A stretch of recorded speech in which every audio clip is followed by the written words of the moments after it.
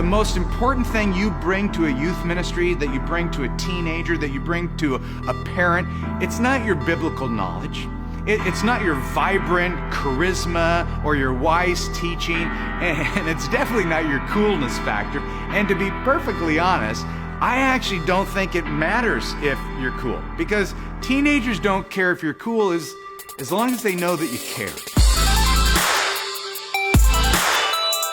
Developmentally, we know 3 things about what it means to grow up. The first is every kid needs to know that they have a safe place, that they are cared for, that people like them, that people know them.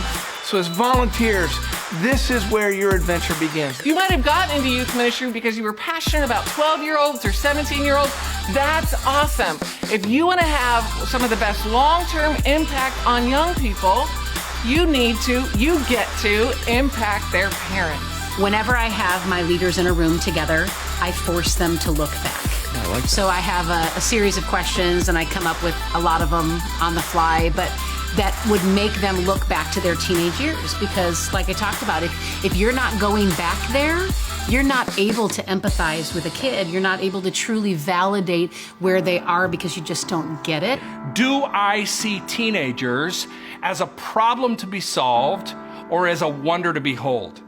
If you see teenagers as a problem to be solved, which is how 95% of our culture sees them, even most churches and even most youth workers view teenagers as a problem to be solved. If you see them as a problem to be solved, you hear that their prefrontal cortex is underdeveloped, and it's easy to draw the conclusion, look, they're broken. They're dysfunctional, they're incapable. We should isolate them and treat them as if they're children, which of course is counterproductive to their growth in every way, especially their spiritual formation. Students nowadays want to be publishers. They want to help create like their worldview, and obviously we want to give them the truth of Scripture to do that with, but they've got to kind of bump through it a little bit, and it's not always just this clear-cut like answer that feels satisfactory to us, but then that students leaving going, hey, that's a canned answer. It's a part of saying as a youth worker, hey, I'm gonna go get this book.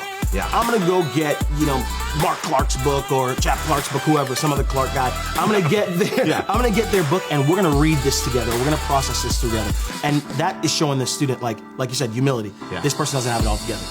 You and I know that every teenager will hit tough stuff.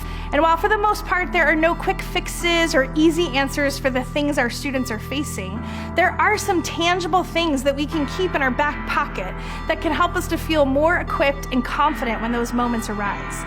Because it's in those moments that we have the opportunity to rally around our students and respond in a way that points them to Jesus and provides hope and help.